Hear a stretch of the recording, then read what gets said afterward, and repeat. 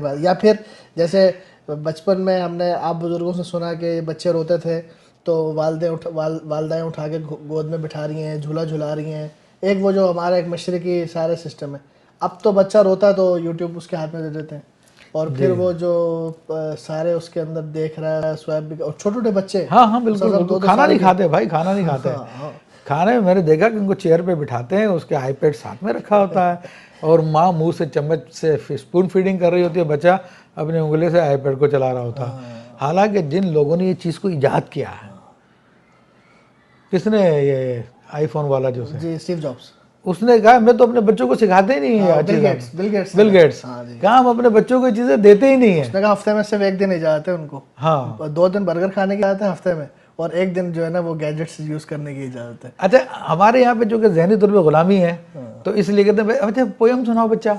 लेकिन मैंने देखा इंग्लैंड में, यूएसए में, तो वो जो अपने बच्चों को मिलाते हैं तो वो इस पे फख्र नहीं कर रहे होते हैं। वो आगे कहते हैं कि मुफ्ती साहब इस बच्चे को नात याद है, मुफ्ती साहब इसको 6 कलमे याद है, मुफ्ती साहब इसको फलां फलां सूरतें याद है।